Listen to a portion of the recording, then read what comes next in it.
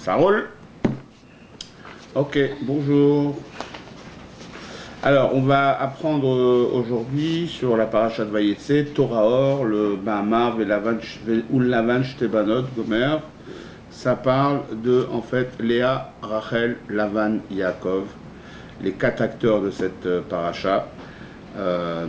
Bon, avant de commencer le Mahamar, on pourrait peut-être donner une petite introduction. La question qui se pose, comment on peut savoir si on sert Dieu ou bien on est en train de servir nous-mêmes? Tout le sujet du judaïsme, c'est l'intégrité, la discipline, la foi, la émouna. Est-ce qu'on fait ça pour nous-mêmes, pour avoir un badge, ou pour Dieu? Voilà, ça c'est le sujet. Et donc c'est très difficile de savoir ça. Pour le principal atout dans le judaïsme pour pouvoir servir Dieu, c'est le bitoul. Bitoul, ça se traduit abnégation. Abnégation, c'est pas si fort que ça, mais bitoul, c'est ne pas exister, ne pas être là, ne pas prendre de place. Il y avait une fois en Russie, ils avaient fait un couvre-feu, et puis des chassidim, ils étaient en train de faire un fabringan. Ils sont sortis, et en sortant, le chassid, bien sûr, un peu, ils avaient bu un peu de vodka, et puis en marchant, tu as le soldat russe, sûrement un juif communiste, qui pointe son arme et dit « Qui va là ?» Et le chassid lui dit « Bitoul, idiote !» Et le soldat russe l'a laissé passer. Voilà, c'est un peu ça, ça veut dire on ne prend pas de place. Le monde n'est pas un obstacle pour le service divin. On est là et on n'est pas là, mais la vérité c'est qu'on sert Dieu et on sert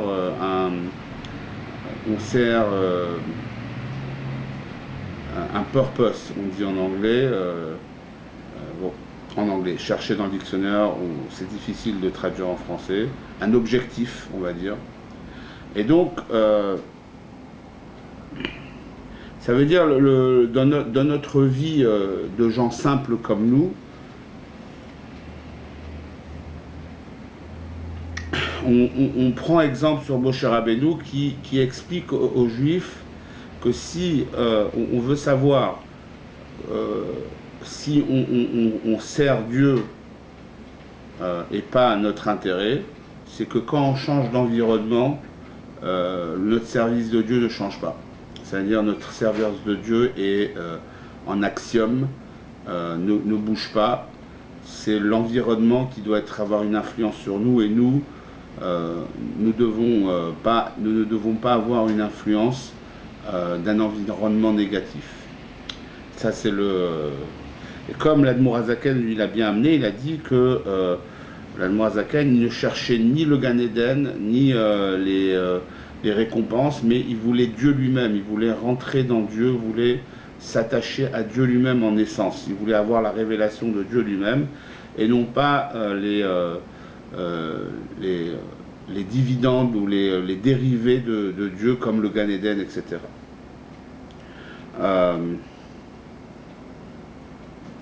Donc ça veut dire que pour pouvoir servir Dieu, en fait, il faut faire ce que Dieu veut. Il faut être un peu constitutionnel et ne pas essayer d'être progressif ou réforme. Il faut faire exactement ce que Dieu veut de nous, dans n'importe quelle circonstance où on se trouve. On ne peut pas dire « je ne peux pas parce que ». Ça n'existe pas dans le judaïsme. On fait et on fait tout ce qu'il faut pour pouvoir servir Dieu d'une façon intègre, avec la foi, avec vérité, émette, et sans corruption extérieure. Encore une fois, le sujet est de Ratso et Shuv qu'on a vu dans plusieurs cours qu'on a parlé avant. Le sujet de Ratso et Shuv, c'est de vouloir se connecter et en même temps garder son identité, servir Dieu dans un monde physique. Et donc là, en parlant de Yaakov, Léa, Rachel et Lavan, on va parler du concept spirituel de ces quatre acteurs qui font la paracha, les matriarches, Yaakov, notre patriarche essentiel, Yaakov qui a en fait donné la direction pour le peuple juif et a fait que le peuple juif existe vraiment, et il a reçu toutes les bénédictions et l'héritage d'Abraham et Isaac. Et donc il a commencé vraiment le peuple juif comme il est maintenant. Donc personne ne peut dire qu'il fait partie de Yaakov à part le peuple juif. Et même de Israël et de même de Abraham. Mais bon, ça c'est un autre débat. C'est qui Lavan? Lavan en Kabbalah, on l'explique, Lavan ça vient du mot blanc, et c'est un niveau spirituel qui s'appelle l'Oven Ha'elyon, d'où vient toute la source du chesed, de la bonté. Mais malheureusement, comme on sait qu'il y a un système spirituel qui s'appelle l'enchaînement des mondes, et qu'une lumière qui est très haute et pure peut malheureusement, avec les voiles qui l'entourent pendant sa descente jusque dans un monde physique, peut arriver malheureusement à être quelqu'un comme Lavan, qui était un voleur, un malhonnête, et qui a toujours essayé de rouler Yaakov. Bon, il n'a pas trop réussi, mais c'était son métier de vouloir toujours rouler et passer par des choses, des tricks pour pouvoir essayer d'avoir ce qu'il voulait. Mais dans sa source, Lavan, c'est l'Oven Ha'elyon, c'est la source du chesed, de la bonté. Il aurait pu être comme sa source, mais il a choisi d'être autre chose.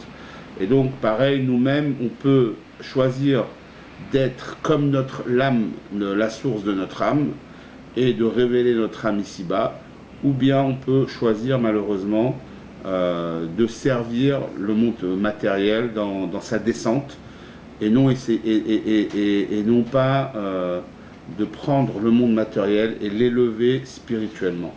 Donc Lavan avait ses deux filles qui étaient Léa et Rachel, et en fait Léa représente les mondes spirituels, la pensée, Rachel représente la parole et l'action, d'accord, et qui sont en fait, en hébreu on appelle Almadid Kassiav et Almadid Galia. Léa elle représente le monde caché, et Rachel révèle, c'est le monde révélé, c'est l'action, la parole. Et donc comme on sait qu'à l'époque au Beth Amikdash, on dit qu'il y avait Artsot Achaim, les terres de la vie, on parle de la terre d'Israël, qu'il y avait à l'époque les deux aspects spirituels qui étaient révélés dans le Beth Amikdash, bien sûr qui était l'endroit où Dieu révélait sa présence. Et donc Léa c'était le côté spirituel et Rachel le côté physique. Et donc dans le Beth Amikdash, il y avait ces deux forces qui étaient révélées, le spirituel et le matériel. Mais l'essentiel était en fait Rachel, qui permettait au monde spirituel de se révéler dans le monde. C'est-à-dire que Rachel pouvait en fait révéler Léa dans ce monde. Donc c'est ça le sujet dans le Beth Amikdash, où il y avait dans le Kodesh HaKodashim la révélation de la Shrina de Dieu, la révélation des chariots divins de la Merkava par les chérubins qui étaient là, et donc la Shrina pouvait être révélée dans le monde, et qui permettait, quel niveau pouvait permettre à la Shrina de pouvoir se révéler dans le monde, c'était le sujet de Rachel.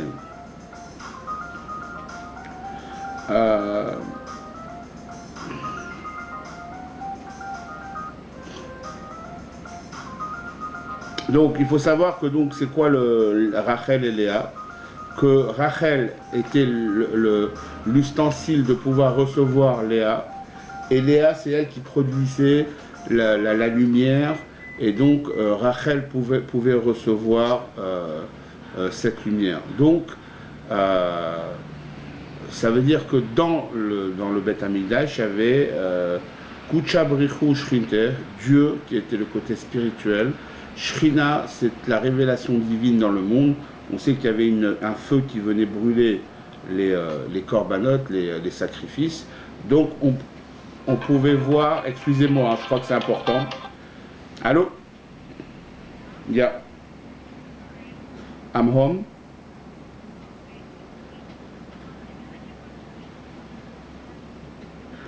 I told you. Okay, bye. Come home.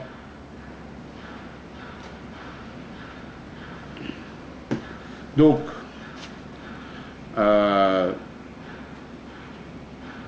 il faut que le Kéli, Rachel, puisse recevoir, il peut avoir de la lumière, mais recevoir c'est très important. Il faut avoir un ustensile qui est prêt à recevoir cette lumière. Et donc, comme on a dit, au Beth Amikdash, il y avait Dieu et la Shrina. Et donc la révélation de Dieu, c'était la Shrina. Et c'est Rachel qui a pu faciliter la révélation de Léa, en fait. Et donc, c'est comme une histoire à l'époque, en Russie, il y avait un roi qui est venu manger chez un chassid ou chez un rabbi, et à l'époque, il faisait le kishke. Le kishke, c'est on prenait des intestins et on les remplissait comme chez les Tunisiens, la hasban. Et puis, donc, il a goûté ça, il a trouvé ça super bon. Il a demandé à son cuisinier de faire ça. Donc, il a commencé à prendre des intestins, remplir, et ça puait, c'était dégueulasse. Et le roi, il a dit, c'est quoi cette odeur? Et en fait, le cuisinier, il a oublié de nettoyer les intestins. Donc, c'est ça. Si on veut recevoir une lumière, il faut qu'on soit soi-même clean pour pouvoir recevoir cette lumière. Et donc c'est ça tout le sujet d'être un ustensile qui soit prêt à recevoir la lumière. Et donc on sait qu'au Beth Amikdash, il y avait plus d'1 million de prophètes à l'époque. Pourquoi? Parce que la prophétie était propagée d'une façon mondaine. Tout le monde pouvait être prophète. Pourquoi? Il y avait une prophétie dans l'air, puisque la Shrina de Dieu était complètement révélée à l'époque en Israël. Donc, grâce à cette prophétie, on pouvait... c'était une époque, on appelle une époque de prophétie à l'époque du Beth Amikdash. Et donc, pour pouvoir... le plus on avait de l'humilité, de plus on était matériellement bien avec donc matériellement et spirituellement, on pouvait avoir cette vision. Donc que la Shrina était présente au Beth Amikdash, donc il y avait une manifestation de la présence divine. Et donc, Léa pouvait être révélée grâce à Rachel, encore une fois. Et donc, pourquoi? Parce que, comme on a dit tout à l'heure, il y avait un environnement qui était prêt, un ustensile qui était prêt à recevoir la divinité, qui se traduisait en révélation, qui est la Shrina, la présence divine. Donc, qu'est-ce qui s'est passé? Il y a eu la destruction des temples. Et donc, en fait... la Shrina est partie en galoute, donc Rachel, qui est en fait l'outil de la révélation divine dans le monde, elle est partie dans les 70 nations, et donc la Shrina est partie aussi, et elle est arrivée dans un niveau maintenant de voile. La Shrina, on ne la voit plus comme on le voit dans le Beth Amikdash, mais on doit le faire d'une façon différente, par Avodat Birurim, c'est-à-dire par travailler dans l'obscurité et d'essayer toujours, quand on a une situation devant nous, essayer de faire la différence entre la positivité et la négativité, bien sûr, essayer toujours d'extraire de notre situation seulement le côté permis, seulement le côté positif. Et on le sait que Rachel a une influence comme on sait que les brebis, quand elles se font couper la laine, elles se laissent faire. Donc, elle n'a plus de contrôle de soi, comme à l'époque du Beth Amikdash. On se trouve dans une obscurité. Et donc, comment on va pouvoir révéler Dieu dans le monde? C'est grâce au fait qu'on fait les mitzvot et qu'on puisse faire le travail de birurim, de séparer le bien et le mal dans chaque situation où l'on se trouve. Et donc, à Jérusalem, il manque la révélation qu'il y avait avant, au temps du Beth Amikdash. Mais quand même, en Israël, il reste le niveau de Léa, c'est-à-dire la spiritualité. Et donc, les tzadikim peuvent voir ce niveau de spiritualité. Et même, il y a des tzadikim comme le Harizal qui, eux, ont pu voir la spiritualité de la terre d'Israël d'une façon encore plus haute que les Tanaïm qui étaient à l'époque du Beth Amikdash, ou les prophètes qui étaient au niveau du Beth Amikdash. Pourquoi? Parce qu'ils ont un niveau spirituel tellement haut, tellement fort, qu'ils peuvent se connecter avec cette spiritualité qui se trouve maintenant à Jérusalem, mais pas tout le monde ne peut avoir cette chance de pouvoir connecter avec cette spiritualité, sauf les grands tzadikim du niveau du Baal Shem Tov et du Harizal, du Or HaChaim, des gens qui étaient du Rambam. C'est des gens ils avaient une puissance de connexion très forte, et donc ils ont pu, eux, se connecter avec le niveau spirituel de Léa, sans passer par Rachel, puisque Rachel, malheureusement, son niveau de révélation se trouve en exil. Et donc, pourquoi? On sait que le niveau de Léa, c'est le niveau de la pensée, on sait que la pensée, c'est plus haut que la parole, et donc le niveau de la pensée, c'est Léa, et donc Léa se trouve en terre d'Israël, et bien sûr, c'est de la révélation divine qui n'est pas révélée en fait. Donc, en Israël, il n'y a pas la même révélation divine qu'il y avait au temps du Beth Amikdash. Et donc,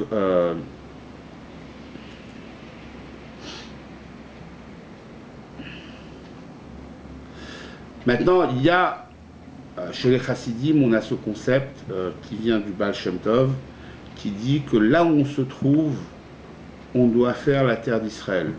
Comme on sait, il me semble, il y avait des Chassidim qui voulaient aller en Israël, et le Baal Shem Tov leur disait de rester avec lui. Comme on sait, on va raconter une histoire plus comme le Hillel Paritcher, qui lui voulait aller en Israël, et que le Baal Shem Tov toujours lui a refusé d'aller. Pourquoi? Parce que le Baal Shem Tov a bien vu qu'il n'aurait pas pu voir cette révélation divine de Léa qui se trouve en Israël, et que c'était mieux pour lui de rester ici avec le Baal Shem Tov. Donc maintenant il y a une question qui se pose. Qu'est-ce que ça veut dire que c'est marqué que Yaakov n'aimait pas Léa? En fait, Yaakov aimait Léa, mais il ne pouvait pas supporter de ne pas pouvoir révéler dans la parole et dans l'action la spiritualité. Et donc c'est qui lui donnait cette satisfaction? C'était Léa. Donc c'est pour ça que c'était Rachel, pardon. C'est pour ça que même il a décidé de recevoir moins de révélations, c'est-à-dire Rachel, la parole et l'action, alors que Léa c'était un très haut niveau spirituel, mais Yaakov avait ce niveau spirituel. Lui, ce qu'il cherchait, c'est de pouvoir révéler ce niveau spirituel ici-bas, donc plus d'affinité avec Rachel. On sait que Yaakov c'est Yud et Kev. Il y a le Yud qui veut dire c'est la création, c'est le côté, les mondes spirituels, pardon. Et Ekev, c'est le talon, c'est le niveau le plus bas. Donc lui, il a cette force, Yaakov, de pouvoir ramener le plus haut niveau spirituel et le faire descendre jusqu'au niveau du talon. Et donc c'est pour ça qu'il aime Rachel. Pourquoi? Parce que et c'est pour ça qu'il était tout le temps dans la tente de Rachel.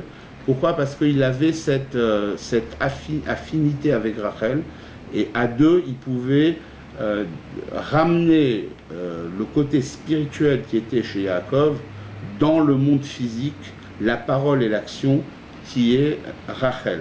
Et donc c'est pour ça que chez Yaakov, il y a toujours le Vav, Eloké Avraham, Eloké Yitzhak, Ve Eloké Yaakov, on rajoute un Vav, et aussi Hagadol, donc ce qui Vehanora, le sujet de Vehanora sur Yaakov, il me semble. Et donc pourquoi? Parce que Yaakov, lui, il avait la possibilité, le Vav, c'est le sujet de la connexion, et grâce à son bitoul, grâce au fait qu'il avait une abnégation totale, il avait le sujet de la vérité, lui, il pouvait faire descendre les mondes spirituels et les révéler ici-bas dans ce monde. Et donc, ça veut dire que Yaakov, lui, il pouvait amener le Yud, qui est tous les mondes spirituels, au niveau de Ekev, et donc le niveau le plus bas sur les talons. Et donc, encore une fois, c'est pour ça que Yaakov aimait Rachel, parce que elle, c'était le concept de l'action, là où chacun peut atteindre la divinité. Ça veut dire que faire descendre la divinité à un niveau qui va être accessible à tout le monde, et non seulement, et pas seulement pour les gens qui se disent élitistes, ou qui se disent moi je suis un grand rabbin ou un grand Talmid Chacham, la Torah elle ne peut venir que chez moi. Non, Yaakov, lui, il avait cette force de pouvoir amener la Torah, des grands niveaux spirituels au niveau de Ekev, de talon, qui va être accessible à tout le monde. Donc le sujet de la parole, le sujet de Rachel, et c'est pour ça Yaakov aimait Rachel. Et donc, et c'est ça qu'on voit que quand Yaakov voit Rachel, il embrasse sur les lèvres. Pourquoi? Parce qu'on sait que la connexion par embrasser quelqu'un, c'est la plus haut niveau de connexion. On le sait aussi que, par exemple, les Talmidei Chachamim, Dieu, il est connecté avec eux, avec la parole, en disant « je vous aime ». Mais par contre, les gens qui sont dans l'action, les businessmen, les gens qui sont en dehors, et ils ne sont pas enfermés dans 4 murs, mais ils sont en train de travailler dans le monde et prendre le fruit de leur travail et monter des communautés grâce à ça, et bien là, c'est employer le mot « embrasser ». Pourquoi? Parce que la connexion, elle est plus forte. En fait, Dieu, il a une plus grande connexion avec les gens qui étudient le matin, qui travaillent toute la journée, qui étudient le soir.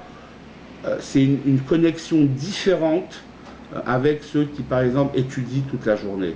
La connexion avec Dieu, des gens qui sont là à faire du business pour aider les communautés, c'est un niveau d'embrasser de bouche à bouche. Et donc, ça montre bien sûr la connexion quand deux personnes s'embrassent sur les lèvres, ça montre la connexion de ces deux personnes qui est très forte. Donc on sait, on va, avant de continuer, on voudrait raconter une histoire du rabbi précédent, Rabbi Yosef Yitzhak, que quand il est venu une première fois en fin des années 20 aux États-Unis, donc il a impressionné beaucoup de monde qui était là, et des gens qui étaient dans le business, des gens qui étaient dans le monde de New York. Il a on lui a demandé de rester. Et lui, il a dit donc, je veux vous répondre par lettre. Finalement, il leur a répondu qu'il voulait rester avec ses chassidim et rester autour de ses chassidim, être un rabbi pour ses chassidim. Ça ne l'intéressait pas de devenir un rabbi pour le monde entier, comme les Américains voulaient qu'il soit. Puis après, il y a eu la guerre, il a été forcé de se sauver et venir en Amérique. Et là, il est devenu le rabbi de Lubavitch, qui était le rabbi de tous les juifs. Et bien sûr, son beau-fils à continuer son chemin. Mais pourquoi ce changement? C'est qu'un juif, il doit savoir toujours s'adapter à la mission qui lui est présentée. Donc c'est vrai qu'on aimerait être fermé dans un 4 murs, étudier la Torah toute la journée, être retiré du monde, mais des fois Dieu il nous met dans des situations où on doit interconnecter et interacter avec le monde. Et on doit prendre cette mission, et on voit l'exemple du rabbi précédent qui lui est venu. Pourquoi? Parce qu'en fait, et donc c'est ça le sujet de pouvoir servir Dieu pour servir Dieu. Si on a une proposition qui nous permet de servir Dieu pour servir Dieu et non pas chercher notre zone de confort, donc il faut savoir servir Dieu pour servir Dieu. Et donc Rachel, c'est ce qu'elle représente. Rachel représente un non-confort spirituel. Et c'est quoi en fait? Il faut s'occuper de ce qui est autour de nous. Il faut être dans l'action. C'est vrai que c'est facile de servir Dieu dans un environnement spirituel et qui ne nous demande pas de descendre dans le monde et d'interacter avec le monde, mais le but de la création est de révéler Dieu dans le monde. Là où nous nous trouvons, autour de nous, il faut savoir raffiner nos 4 amotes qui sont autour de nous. Et donc, ça veut dire que le service divin d'un juif doit être ce qui est pratique pour le monde et non ce qui est pratique pour moi. Donc nous, on doit savoir que notre travail est de servir Dieu par rapport à un objectif et non par rapport à notre intérêt. Et donc c'est pour ça que, en fait, que Yaakov dit à Lavan, je travaillerai 7 ans pour Rachel. Et donc Lavan, c'est qui Lavan? Lavan, c'est dans la source, c'est le niveau de chesed, de bonté spirituelle, Loven Aelion. Mais quand il descend dans un monde physique, il devient un voleur, un malhonnête. Et donc, puisque de toute façon dans sa source, il a un niveau très haut, alors on pourrait dire qu'il aurait pu être quelqu'un de bien. La preuve, c'est qu'il a eu des enfants comme Léa et Rachel qui sont venus les matriarches du peuple juif. Ça veut dire que Yaakov dit à Lavan, je veux travailler 7 ans pour Rachel. Ça veut dire que même si je reçois une qualité inférieure par rapport à Léa qui a un niveau spirituel très haut, mais il préfère quelqu'un qui est dans l'action, il préfère une femme qui va être un partenaire dans ce qu'il va faire, que quelqu'un qui est peut-être plus haut spirituellement, mais n'aura pas un contact avec la vie de tous les jours. Et donc, on voit aussi que Lavan lui-même, quand Yaakov se sauve avec ses enfants et ses femmes, Lavan le poursuit. En fait, ce qu'il fait, c'est que Yaakov a fait le Avodat Abirurim, il a raffiné, quand il était chez Lavan, il a raffiné pas mal d'étincelles divines. On sait que Lavan, lui a ramené ce que, en fait, il a oublié à Haran. C'est Lavan qui lui ramène. Et Lavan aussi peut être quelqu'un de bien, quelqu'un qui a une bonne énergie. Et on sait que quand la Torah nous demande de se lever le matin, de se lever d'un bond, comme un lion, comme un léopard, d'être agile pour le matin qu'on se lève pour le service divin, et bien ça c'est le concept de Lavan dans sa source. Mais dès qu'on se recouche et on tombe dans le lit, retombe dans le lit pour dormir, et on n'a pas la pêche pour aller dans le monde, eh bien, ça c'est le Lavan quand il se descend dans le monde matériel et qui n'a pas cette pêche énergétique qu'on a le matin du chesed de Dieu qui vient nous réveiller, et on doit se lever tout de suite. Donc si on se lève tout de suite, on est prêt à servir Dieu le matin, eh bien cette énergie de l'Oven Haelion, qui est un niveau très haut de chesed, va nous suivre toute la journée pour la réussite de notre journée. Et donc, on voit que Lavan, lui, embrasse ses enfants, il s'en va dans son niveau encore plus haut, et on voit que Yaakov, lui, il part, Yaakov alach le darko, il continue le Avodat Abirurim, qui est l'essentiel de la vie d'un juif, c'est de raffiner le monde, d'extraire les bonnes énergies qui se trouvent dans le monde et de les élever à leur source pour rendre le monde un endroit de paix et de sérénité. Donc le sujet de Rachel qu'on voit, qui est le sujet d'action, on le voit aussi chez ses enfants. Les enfants, c'est Yosef, c'est le fils de Rachel, et aussi on voit Reuven, Shimon, Lévi et Yehuda. On voit que Yosef, lui, il est né avec beaucoup de difficultés. Pourquoi? Parce que pour pouvoir comprendre ça, il faut comprendre les 4 mondes spirituels qui gèrent le monde de Hatzilut, le monde de la révélation, où il y a Dieu d'une façon pure, sans aucun voile, qui empêche la révélation divine. Après, on descend avec une autre contraction qui va être le monde de Bria, la création, Yetzira, la formation, Asiya, l'action. Et donc, c'est là où on se trouve. Et dans chaque monde, il y a 10 sphirotes qui sont Chochma, Bina, Da'at, donc l'intellect, la compréhension, Da'at, c'est l'expérience, de pouvoir intégrer ce qu'on a compris. Et après, les émotions, les 7 attributs émotionnels qui sont Chesed, la bonté, Gvura, la discipline,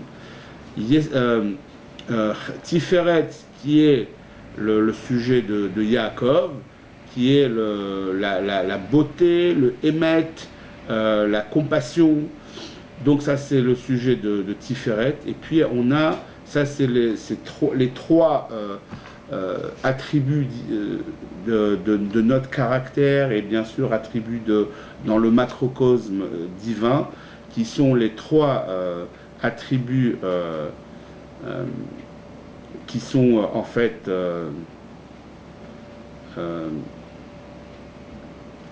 comment on peut dire ça, théoriques.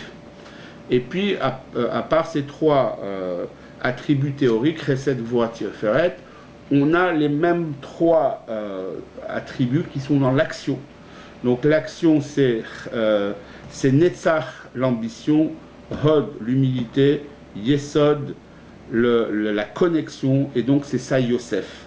Yosef, c'est Yesod, c'est le stylo en fait qui va pouvoir écrire, et l'écriture, c'est la Sfirat HaMalchut, c'est l'expression de tous les autres 6 sphirotes. Et donc on voit que Yosef, lui, c'est celui qui va connecter les enfants de Léa avec Malchut, qui est le monde physique. Et donc, comme on le voit, Rachel a beaucoup de difficultés à avoir un enfant. Et donc, c'est pourquoi? Parce que c'est très difficile de connecter le spirituel avec le monde physique. Et ça, c'est le travail de Yosef. Et donc, c'est qui Yosef? Lui, c'est en fait, c'est les tools, les outils pour pouvoir connecter les spirituels dans le matériel. La preuve, on voit que les enfants de Léa sont des bergers, c'est-à-dire qui sont retirés du monde, qui sont dans la montagne, ils sont toujours là à méditer, ils ne sont pas en connexion avec le monde. Alors que Yosef, lui, il est vice-roi, c'est un grand businessman, c'est celui qui contrôlait toute la finance du monde entier, et en même temps, il est resté intègre avec Dieu, et il a toujours servi Dieu avec intégrité, bien qu'il était l'homme le plus puissant au monde. Pourquoi? Parce qu'il pouvait en même temps vivre dans le mondain, vivre dans la société et en même temps rester intègre avec Dieu. Et donc, pourquoi ça en fait? C'est que Léa, c'est le niveau de la pensée, le spirituel. Et donc pareil, ces enfants, c'est le niveau de Hatzilut, le niveau qui ont un niveau très haut. On les appelle Shifté Ka, les tribus de Dieu. Donc ils sont en dehors du monde, comme on a dit, ils sont des bergers, d'accord? Alors que Yosef, lui, est le vice-roi. Et donc c'est marqué sur Yehuda, par exemple, que lui, il était quelqu'un qui avait l'abnégation, parce que Yehuda, c'est le sujet de Modim, se prosterner, reconnaître Dieu. Donc c'est un niveau extérieur de la reconnaissance de Dieu, de l'abnégation. Avant ça, il y avait le spirituel, c'est Réhouven, la vision de Dieu, Shimon, l'ouïe de Dieu, donc il pouvait voir spirituellement ou entendre spirituellement Dieu, mais ce n'était pas dans l'action. Et puis après, on avait Lévi. Lévi, c'est le sujet de connexion, c'est d'être connecté au spirituel, d'être intime avec la divinité et d'être un avec Dieu. Et donc, mais ça reste toujours dans le niveau de la pensée. On sait que quand quelqu'un c'est un penseur, quelqu'un qui s'approfondit dans un sujet, il reste en dehors du monde, il est plongé dans sa recherche et il se retire du monde. Et donc le sujet de Lévi, c'est pareil, c'est le sujet d'être complètement connecté avec Dieu, avec la spiritualité. Et donc on sait la preuve, c'est que Moïse descend de Lévi, et donc Moïse, lui, il avait un niveau tellement spirituel que la parole était très difficile pour lui, qu'il bégayait.